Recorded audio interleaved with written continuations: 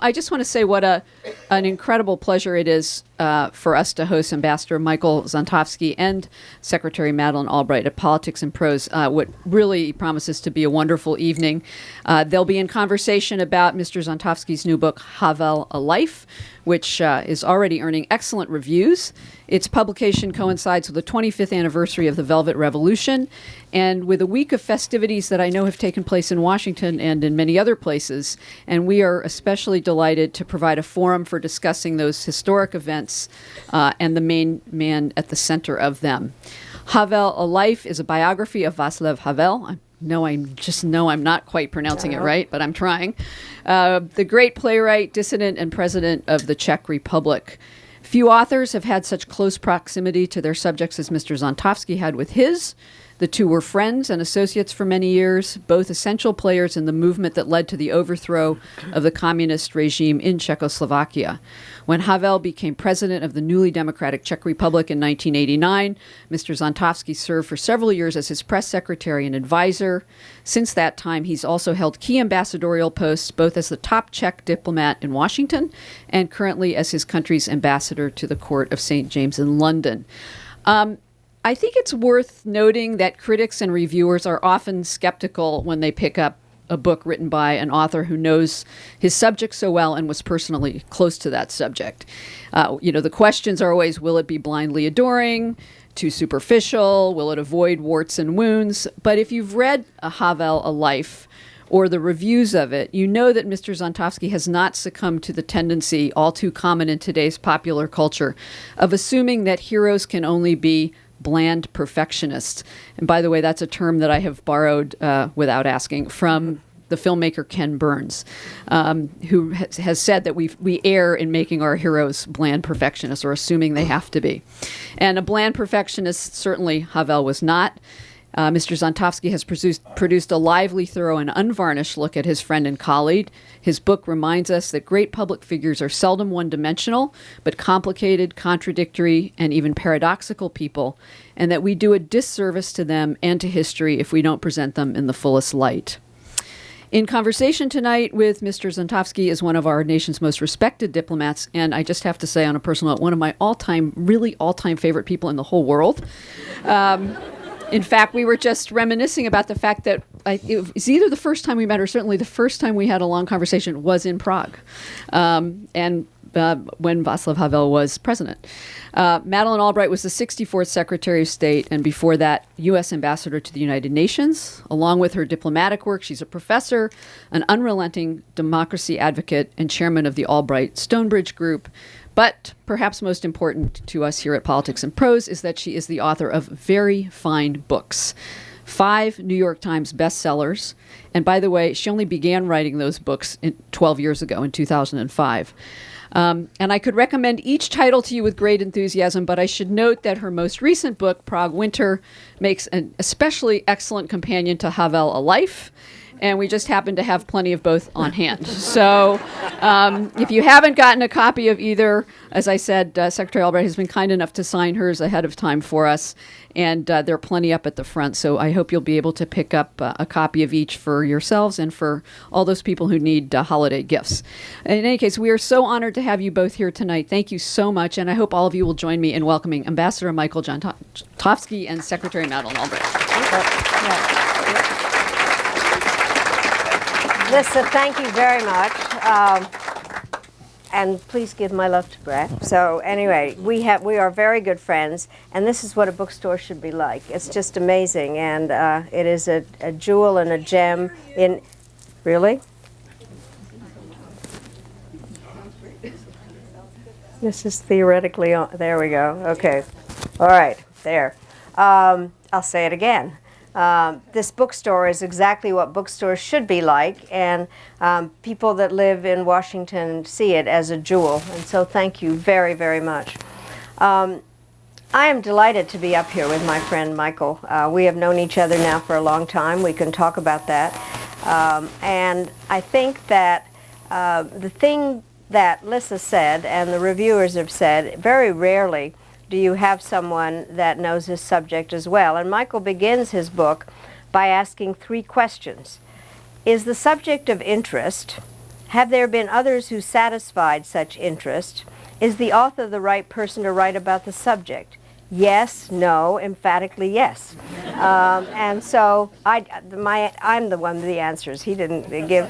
But I do think that there is an endless interest in Vaclav Havel, and understanding him as a person, understanding him as a talent, a playwright, and understanding him as a leader. There is nobody better than Michael Zantovsky to do that. And Michael, you and I met the first time sometime in the 80s. You had curly hair. I had a lot more hair. And you were you worked for Reuters, among other things. And in the 80s, Prague was a very peculiar place in terms of still being somewhat normalized after the Prague Spring.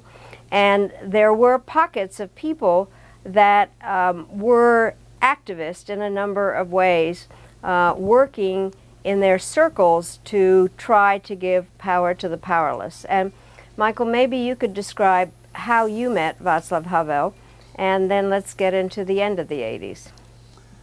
Right. But, first of all, I should start by thanking you all for being here, and thank you, Madeleine, for doing this with me.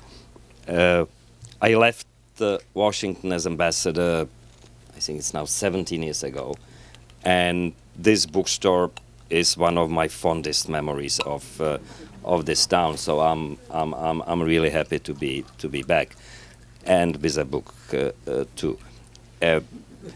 I first met Havel in late 1983. It was after he was released from jail, where he had spent almost 5 years, and we met as people invariably did in those days at a party, and we sort of developed a liking for each other and saw more of each other.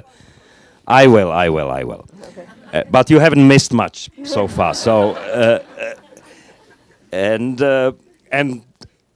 one thing led to another, and we also started working together on a few things, and by the time the Velvet Revolution came in 1989, we were both up to our neck in trouble, he much more than I, but then it happened, and then all of a sudden he was the president, and I was there with him because he refused to go to the president's office without taking not just me, but a group of people along, because he was not, at least in the beginning, he was not very enthusiastic about accepting the post, and he certainly didn't want to do it alone. Well, it was interesting because, as I said, you and I met in the 80s. I had, first time I went back to Czechoslovakia was in 1967, at which point I found out that my father had been tried in absentia, and according to what I heard at that time, sentenced to death. And so I didn't think I should go back unless I was under the protection of the United States government. So I went as a person that they sent experts from USIA. And that is where we met, because the embassy, the American embassy in Prague, was really a place where dissidents went and felt very comfortable. And being there on the 4th of July was always, I traveled around communist countries primarily in the summers and was able to be in our embassies on the 4th of July, wherever. In 1989, I was in Washington. I had just written a not so nice op-ed saying that people are dancing on the Berlin Wall, where are the Czechs? And it really did take the Czechs a while. They were usually last in things. They were the last to really have communism be taken in. They were the last to hold the show trials. And so it was, in this case, they were the last, but I have to say it was the most amazing revolution.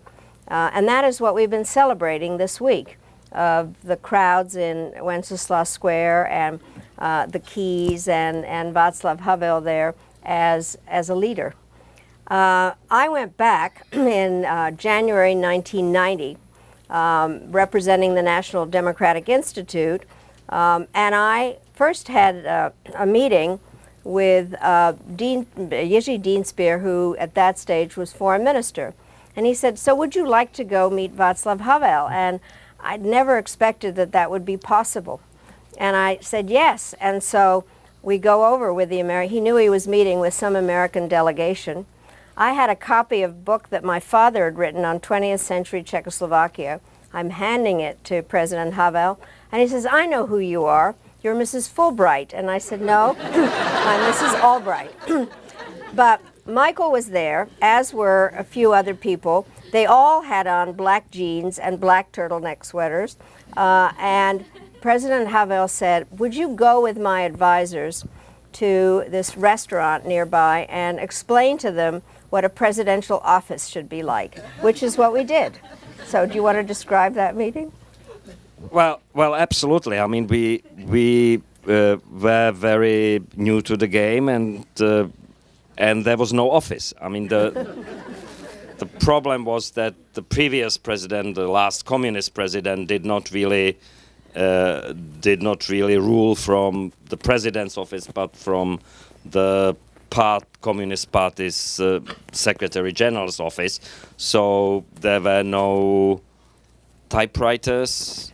There were a few manual typewriters, no computers, no secretaries, no way to, to do documents, papers, etc., etc. So we had to learn pretty quickly. Madeleine told us about the National Security Office and about the way the document flow is handled, and about how we should. Well, we had other tutors who told us how we should get dressed, and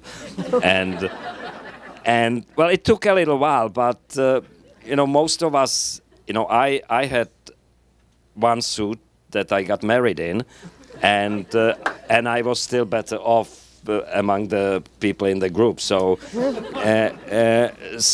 but it was fun. It definitely was. And then I have to say, it was January and it was snowing, and I had to walk back to my hotel. And those of you that have been in Prague, up in the castle, you go down the stairs and across Charles Bridge. And I had a genuine out-of-body experience, which was that I thought, I've never left here. I know what this is all about. And then I thought, well, I would never know what a presidential office looked like if I hadn't actually been in one. So I got my head back together. But what happened was the next day, they told me that they were coming to the United States on their first trip. Well, I'm not 100% certain whether you first just told Havel that he should go to the United States, or we told you that we were going to the United States, but it might have been. I have to tell you, the Czechs are really nice to me. They treat me as some combination of a queen and an irritating older sister. Not true. Anyway, so they came to the United States, and a lot of the aspects of the trip took place in my basement, getting things together. And then we were last night at the Czech embassy here, and we were talking about what it was like when this whole party arrived. And Vaclav Havel came, and he was getting ready to give his speech for the joint session. And what was really fun was to liberate the embassy, because it had all this horrible socialist realist art. We got rid of all that and put up great pictures of everybody, the students and the president. And so then we decide that I won't go through all the details of getting ready for the speech, except that we went down to Blair. They were all staying at Blair House. So do you want to describe the next part? Well, the first part was, we should do justice to it, because you have to understand the building of the embassy was terrible. Well, I still don't much like it, but it's been gentrified little since. But the people in the embassy, there was no time to replace the people. They were the old communist diplomats. And for the first time in 20 years, they had to let in a crowd of exiles, refugees, dissidents, and they were visibly, scared for their lives, because it was like the barbarians coming in. So that was the party. I will never forget that at the embassy. Then we went to Blair House. Havel had his speech. He wrote it himself. I mean, that was the nice part about being his press secretary, that he wrote most of his own speeches. And but the translation was not quite complete. So Madeleine and my predecessor as the ambassador to the United States, Rita Klimova, who grew up in Brooklyn during the war, helped with the English version. But then it came down to reading the speech. And Havel was a great writer, but he was not a great reader. So Madeleine had this wonderful idea of bringing in a speech coach, and he worked with a number of presidents, and he was very experienced, but he gave up on Havel after the first paragraph. And he said, this was hopeless. Then Havel went to the joint session of the Congress and had, 17 standing ovations. Well, and Michael was his voice, because he gave the speech in Czech, and Michael is the one that read it in English. And so I think that was a very appropriate linkage of the two of them. And then he gave this incredible speech, people, and we've had a wonderful week, because people have been remembering that moment and the importance of the speech and the messages that he delivered. Though we've been kidding about the fact that we're not sure that everybody understood what he meant when he said consciousness precedes being. And not the other way around, not yes. the other way around. People applauded, but I think you should really explain what it meant. Well, what it meant was that, we all grew up on the communist indoctrination that we had all the years at school, and that, failed miserably with us, but we still remembered it. And the communists held that there was the basis of all existence and being, and that was the material, physical, economic world, and that was the basis. And then there was superstructure, and that was the rubbish such as ideas and arts and culture and so Marx held himself that being comes before consciousness. That was his way of expressing it, and Havel in his speech refuted this and said no, consciousness comes before being. And after the speech, and I've teased him for years afterwards whenever he said, when I gave the speech to the joint session of the Congress. So I said, no, you gave the speech to me. I gave the speech to the joint session of the Congress. And so there was a reception after the speech, and a few of the senators and representatives came up to us and asked, well, what did he really mean by that line? But they were still enthusiastic about what he said, and there were other parts of the speech which were quite clear to everybody. So it was a great experience. And may I follow up on that? Jump. How many years? 25 almost. And yesterday Madeleine and the congressional leadership and the widow of Vaclav Havel, Dagmar, jointly installed the bust of Václav Havel in the statuary hall of the U.S. Capitol as one of only 4 non-Americans to be offered that honor, and it was a very moving experience, very moving ceremony, and then the bust was unveiled, and I realized that this was Václav Havel for the posterity, and I realized that the book we're talking about is a bit of a counterpart to that, because I couldn't create a sculpture, and I never thought of Havel as a statue.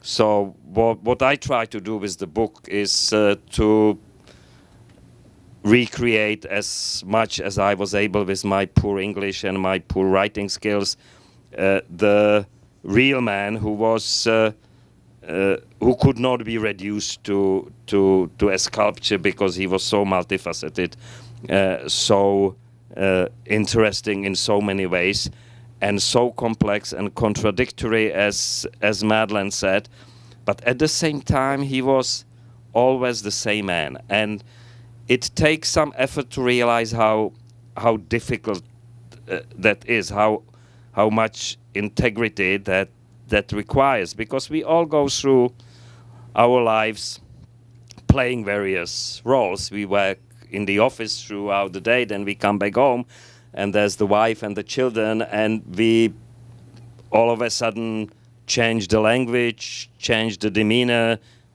We somewhat different. And this was a man who was a person, a friend, a husband, a lover, a dissident, a prisoner, a politician, a president, and then a retiree, and he was probably the only person I've met in my life who remained absolutely the same throughout, who did not change his demeanor, did not change his language, and sometimes it was not to his benefit, because in politics the role playing plays an important part. And he just couldn't do that, didn't do it. And for me, this is the most fascinating fact about him. I accompanied him once when he was president on the first day of the school year in Prague. It's a tradition for our presidents to go to a school on the first day of the school year. And we went to a third grade class, 8 years old kids, and Havel spoke to them, and he never had children himself, and so he spoke to them about Heidegger and Kierkegaard and about the non-self-evident nature of being, etc., etc. And let me tell you, the kids loved it. They couldn't get enough of it, because he was someone who did not treat them as idiots. I mean, he treated them as adults, and he was himself. Havel was himself amazed. He said, why did the children like me so much? And I told him then, because they've never seen anything like this before. Like E.T., I told him. So. And it's impossible to recreate that even in a book, but let alone in a statue. Yeah. But I think you did, because you really see the multifaceted part and the dedication. What do you think were the parts of his upbringing that led him to take that role? And it was obviously very difficult throughout the period. What is it that made him become the great moral leader that he was? Well, he had early on 2 very contradictory experiences. First of all, he was born in a very well-to-do family, very well-connected family.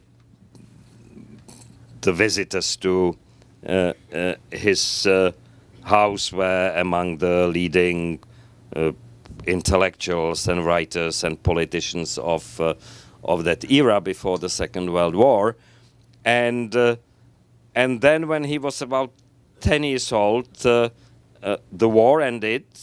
3 years later, the communists came in, and all of a sudden he was the whole family were undesirables, and he was an undesirable. He was barred from getting a proper education. He went to his high school as a night school because they wouldn't have him in a day school. He wanted to study film. First of all, his uncle was one of the founders of the Czech film industry and of the Czech film studios. Not only they didn't accept him into the film school, they wouldn't accept him into the theater school. And the only school they were willing to accept him into was the School of Engineering of Transportation, which was of absolutely no interest to him.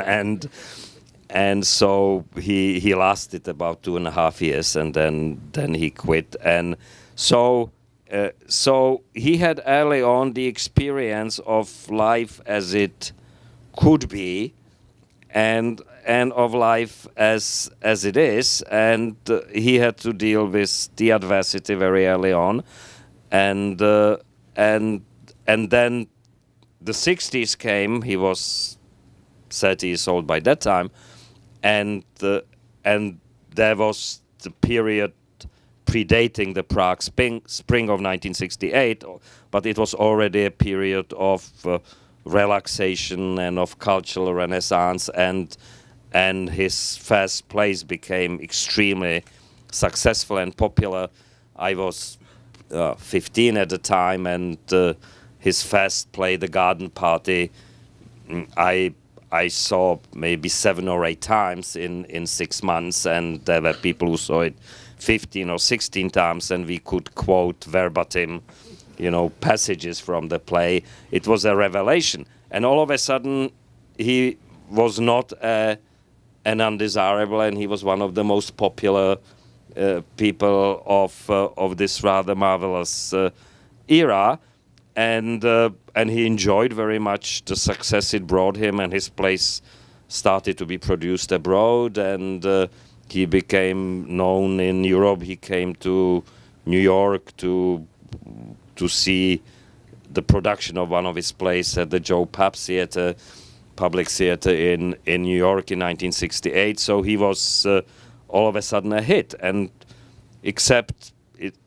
didn't last. The Soviets invaded Czechoslovakia in August of 1968, and his plays were banned again, and he was an undesirable again, and he retreated with his wife Olga to his country house and worked very hard at writing different kind of plays, but he didn't quite feel he was succeeding, and he was not quite happy with the way his life was going. So then he became active again and started the activism, the activist part of his and the dissident part of his career, and became increasingly a pain in the neck of the communist regime, and logically ended up in jail, and then he was let out of jail, and he was the uncrowned leader of the opposition, and when the Velvet Revolution came, I mean, there was no dispute about who the leader was or should be. He was a no-brainer as a leader, and the rest is history. Well, I do think the book describes this evolution in the most remarkable way, kind of walking you through the various phases, and yet, exactly as you said, Michael, he was always the same person no matter what. But it's interesting because we were about the same age, and one of the discussions that we had, you said he was in the United States, and why he went back. and the responsibility that he felt in terms of being with the Czechs and being the intellectual leader. We talked about that a lot. I was not the one that made the decision to stay in the United States. My parents did, but it certainly made me feel a little bit guilty. And then he would say, "How come you've got so much energy and I don't?" And I said, "Well, I never was in jail and I certainly didn't smoke." So, the fascinating part in terms of being with somebody your own age, of similar background, and then comparing what life was like for him and what life has been like for me. And so I think you'll see the evolution of this in the book. I do want to turn to the audience, but one of the things, and maybe this will come up in the questions, because we have been asked this question all week, is what would he be saying about what's going on now? And I think that maybe we'll get to that, but maybe you can think about it. But if there, I think we should go to the audience. As Lissa said, the microphone is up here. And if any of you have questions, you want to go to the mic? Yeah. We are so honored to have you tonight. Before I ask my question, I want to tell you that very few politicians in Europe and the US can come up to the integrity of that man. He was my hero. The question I think Mrs. Albright touched upon is, I read last week that the subsequent politicians in in Czechoslovakia, have not lived up to his standards. And that's what I want to know how you feel about it personally. I'm supposed to repeat. How do you feel about what is going on in the Czech Republic now in terms of political standards? Well, I will have to take a caveat here. I'm a civil servant. I'm a serving ambassador, so I do not feel entirely at liberty about speaking about my own current government, etc., etc. You will understand that. Sure. But there's something I do want to say about it. We seem to be having, as the anniversary came up of 1989, the 25 years. So there's a lively and heated and sometimes quite adversarial debate in Prague about Havel and his role and his place in history. For me, it's a silly debate because I don't think his place in history is threatened, and no matter what anyone says, can be damaged. But it's people trying to use Havel on both sides as an argument, and sometimes you almost feel like they beat each other over their heads with Havel, and I know for sure that Havel wouldn't have it.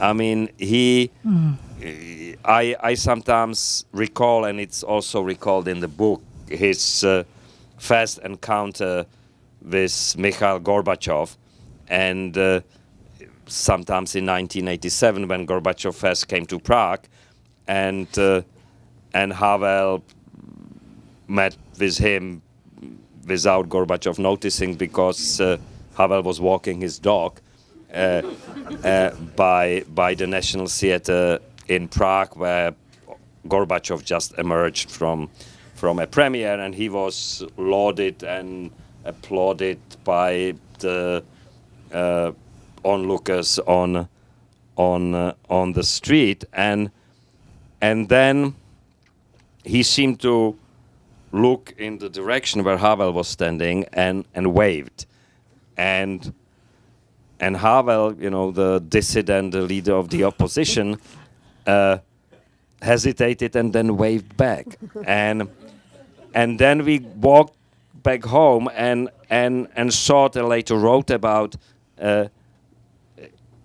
how confused he was, what was the motivation of why he waved, and he said, first of all, I'm a very polite person, so if someone waves at me, I wave back, and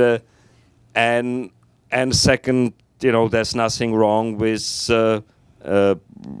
waving to a liberal Russian Tsar who is coming in with some reforms, etc., etc. And then he goes on and says, but what's wrong is that, the cheering of the people, the people expecting a savior, someone from the outside who will come and solve their problems for them. And he would say the same thing about this debate today. Havel is dead. I'm sorry, he cannot solve the problems for us. We have to solve them ourselves.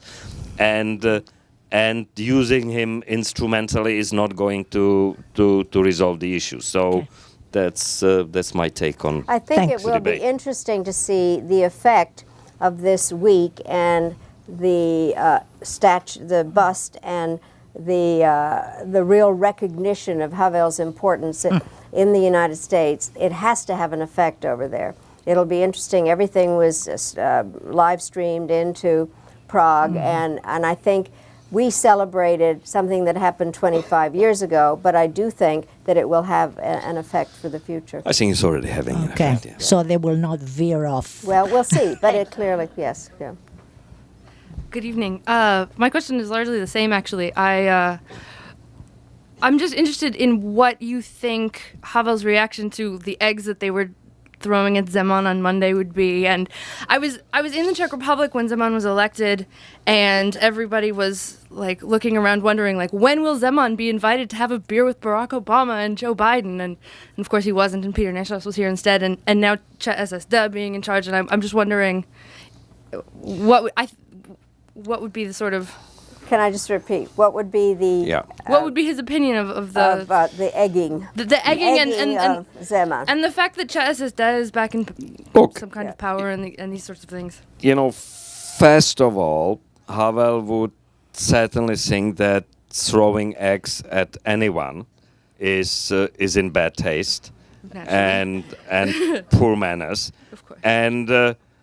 And he would know what he was talking about, because there was one time when we were both pelted with eggs in late 1991, I think it was, at the main square in Bratislava, where we were confronted with a rally of Slovak nationalists, and they didn't much like Havel or me or most of the other folks. So it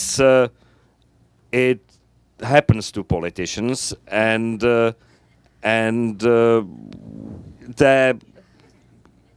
are probably more effective ways to Well, Klaus was protest shot with an and air shotgun, right? Klaus got Well, shot with you- an air shotgun, right? Yeah. oh, that was a play shotgun. Right. Yeah. Okay, thank you. Yes. I vividly remember that 1990 visit. I think it was that on that same visit where he spoke to Congress that he also spoke at George Washington University. George. where I Yes, he was did. George Washington, where I was speaking I was working at the time, and I attended that lecture. Or maybe it was a year or two later that he spoke at GW. But that was a memorable day in the history of George Washington University.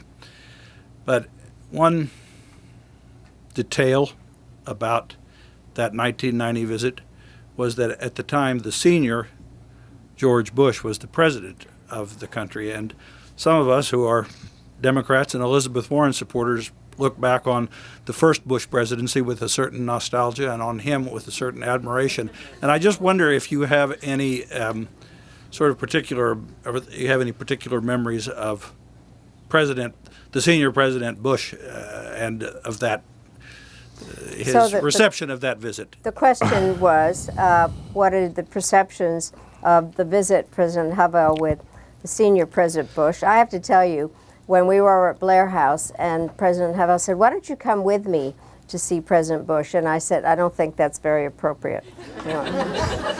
Right. Well, Madeleine, we still have a photograph together with President Bush, the son, Havel, and you and me at a dinner, so you didn't escape it. It's But first of all, I should clear clear up a confusion here. You're absolutely right, Madeleine. On the first visit in 1990, we went to Georgetown, your alma mater, and we did go to George Washington on the next visit in 1991. Havel liked Bush 41 very much, and not just as a president. He gave him very, gracious reception on our first visit, and he did not treat him like a novice to the presidency. He treated him with respect and affection. And then later the same year, on the 17th of November, the first anniversary of the Velvet Revolution, President Bush came to Prague, and they both spoke at the Wenceslas Square, and there was a little alarm because someone left a bag with sausages nearby the speaking platform, and the Secret Service went ballistic. But my I think fondest memory of that relationship, it was a very warm relationship, was after President Bush retired. We went to see him with Havel once in Kennebunkport, 1995 or so, and stayed with President Bush and Barbara in their house, and it was one of the warmest evenings I could remember among politicians, and it was even better for the fact that we flew to Portsmouth. Yeah, and President Bush came with his cigar boat and drove Havel all the way to Kennebunkport, and Havel was, never afraid in his life, but the way Bush rode that boat, I could see Havel held and his knuckles went white. So yeah, it was a great time. Yes. Yeah. Okay. Good evening. I'd be interested in both of your explanations why in several societies, post-communist societies, where people have actually suffered both through fascism and Stalinism, you see today a certain nostalgia amongst not very few people, and even up into higher political echelons. And for totalitarian regimes, lives in sort of earlier totalitarian regimes. And why do you think has the membership in the European Union, living in free societies and open societies, not replaced this sort of vestige of the past? You want to So have a go why, at this? to repeat the question, is why is there nostalgia for authoritarian regimes and not dedication and love to the European Union? I find it hard to understand. I think that some of it could be that there is a certain sense of chaos in some of the countries, and also concern about corruption. I think that there is a lack. Democracy is a difficult concept in many ways. It's not an event, it's a process. And even in this country, there are times that people are discouraged, and it's a very hard process. I think also that there are some people who don't have nostalgia for something that they never experienced. They were not alive at the time, or they have different recollections because they were a different age. And there's always in various attitude surveys, people are asked, do you like what's going on, or do you prefer a stronger hand? And I think some of it is a question about order. And so, but I find it hard to understand, frankly. Well, I just add to that, first of all, that it happens, it's true, in different degrees in different countries. Second, that it is somewhat related also to outside factors and deliberate policies on some of the countries in the neighborhood, such as Russia. Third, that it's not limited, although it may be most pronounced in some of the countries of the former communist and totalitarian governments, but it's not limited to them. I mean, you find everywhere in Europe today, in countries like Sweden, Finland, countries we think of as the most democratic, stable, liberal countries, you find some populist groups emerging with policies which are xenophobic, not very tolerant, etc., etc. And it's a problem, and it's a problem for the whole continent. I mean, the Europe has gone through the financial crisis of 4 years from 2008 till 2012. It's still recovering. It has economic problems. It has a leadership problem. I mean, there's sense that there are no leaders showing the way around. It has an immigration problem, which people in some countries feel as some people, not all people, but some people feel as threatening them, and the result of all this is the re-emergence of some shadows that we thought were put to rest in Europe everywhere, but we will have to confront it. Thank you. Yeah. Thank you. Good evening, Mr. Ambassador. I one of the integrated parts of Vaclav Havel's personality seems to me that also with all the effervescent part of him, what seems his vision, his poetry, his remarkable creative sense was also a great sense of practicality. That the steps he made as president came from a deep commitment to make sure that what had happened in the past, as much as he could, would not happen again. And I've been told that he had very clearly in mind that there would be three important steps to the future stability of the Czech Republic, and that was to do three things. And this is not self-serving. I just want to get a little piece of confirmation to this, that he had three ideas: to bring Radio Free Europe to Prague, step one; two, to gain EU entrance; and three, to gain participation in NATO. And that those were very important because of the previous history, especially from 1938 on. And I wonder if you could Yes. elucidate some of that. Kevin, I think we should first admit, in the spirit of full disclosure, that the question was posed by a former chief executive of the Radio Free Europe and Radio Liberty. I confess. And Michael Zantovsky was a major figure in getting the radios from Munich to Prague. That would be my next admission.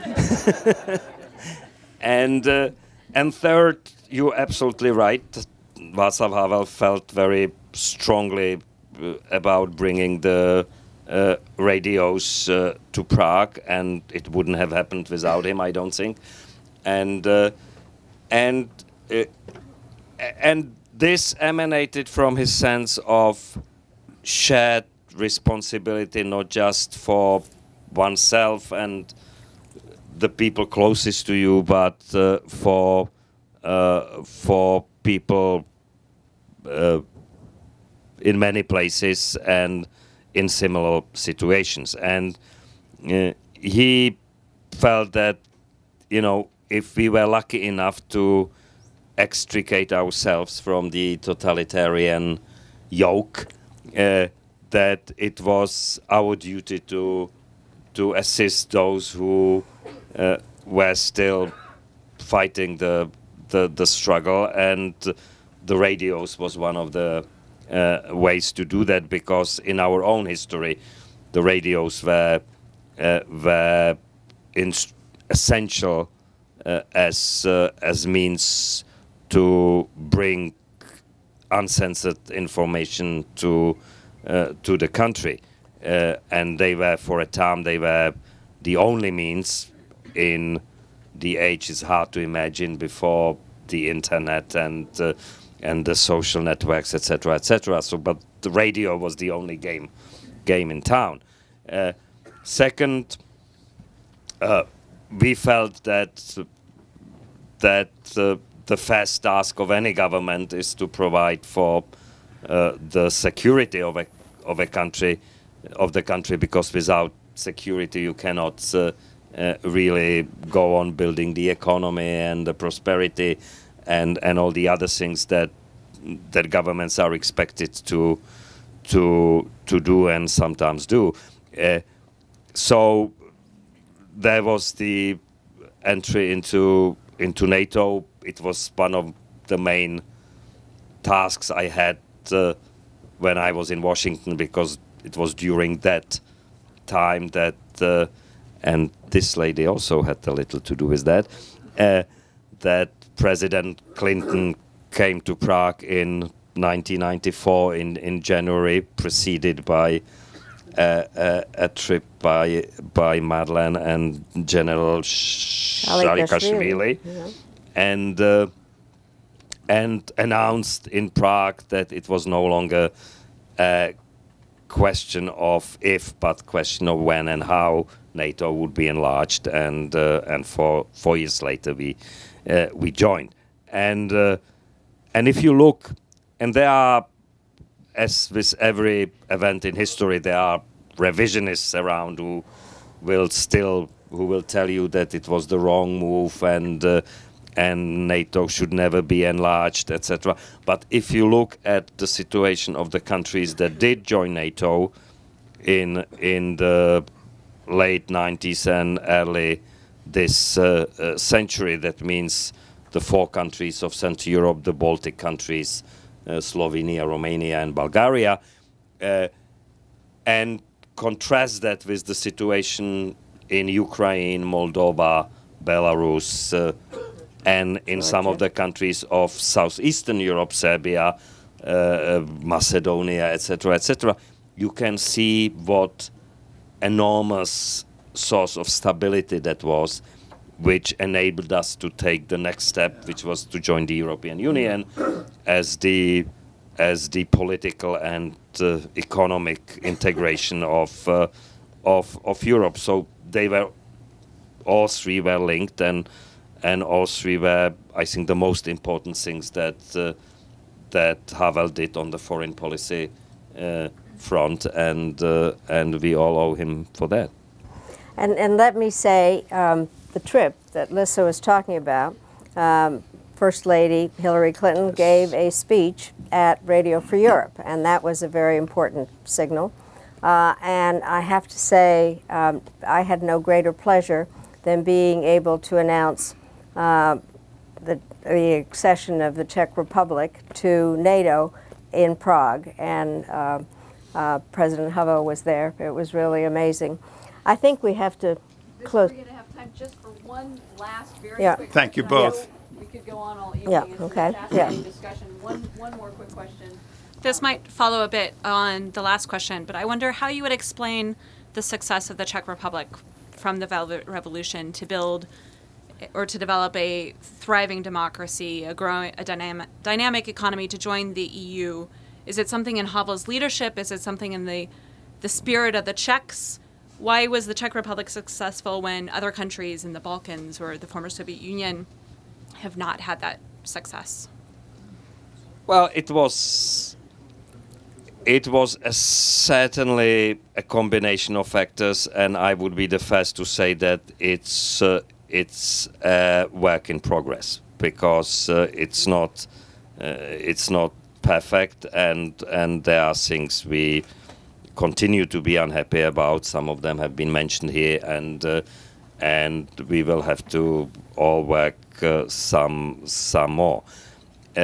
But we were lucky in several ways. Unlike many of the countries in that part of the world, we did have a genuine and indigenous tradition of a democratic government before the Second World War, and the government that Madeleine's father served, and so we had something to follow up on. We just didn't start from scratch. We had model politicians in President Masaryk, a similar type of politician to Havel, an intellectual writer, and a moralist as Havel was, and we had by communist standards a relatively healthy economy in 1989, and found it somewhat easier than the others to make progress. So altogether, we did quite well, but then there were times during which we did not do so well, and other countries in the region did as well or better. You know, if you look at Poland over the last 5 or 6 years, that is the success story at the moment. If you look at Slovakia, which split from the Czech Republic at the end of 1992, and many people thought then that it would find it very difficult to make a go of it. It at sometimes did as well or better than we did. So you know, I'm always careful about this fast in the class thing, because it only lasts for so long. So let me. I think what is wonderful in Michael's book are all the personal relationships and the stories, and I think it is kind of fun to recollect some of the personal stories that diplomats feel and presidents. So you were talking about the 1994 trip.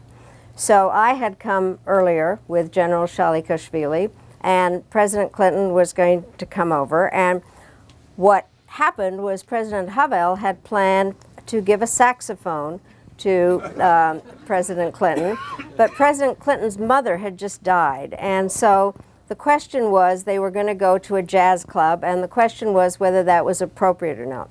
So we had dinner, you and I and President Havel actually, and we debated about what we should do. So the plan was, I was going back to Brussels to get President Clinton, and I was going to ask him when we were coming in on Air Force One what he wanted to do, and if in fact he wanted to go forward. When President Havel greeted me at the bottom of the stairs and I gave him a hug, I was supposed to give him a yes or no. So on the plane, I did ask President Clinton, and he said no, that he would be very happy to do that, that it would be great.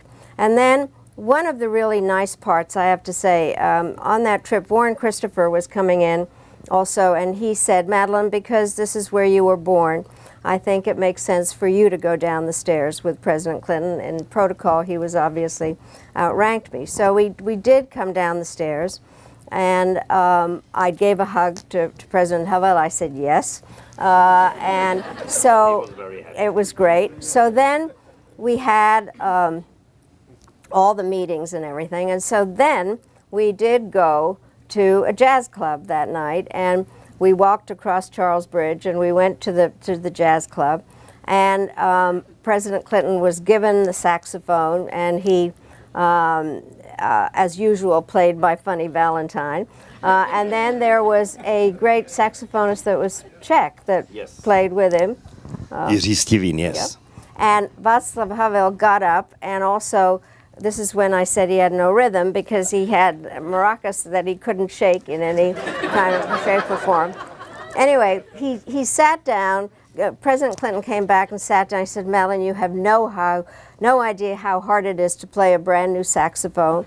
But it was one of those great evenings. And then when we had an official meeting, we went up to the castle, And I've said this now a couple of times during this week, but it's a good way to conclude this, is as we were standing there, they played the Star-Spangled Banner and the Czech national anthem, which always brings me to tears because, as we all know, the Star-Spangled Banner says, "Land of the free and the home of the brave," and the title of the Czech national anthem is "Where's My Home?" And when they play those two together, and Vaclav Havel's influence always makes me put those two together. Thank you all very, very much for being here this evening. Thank you. And Michael will now sign books.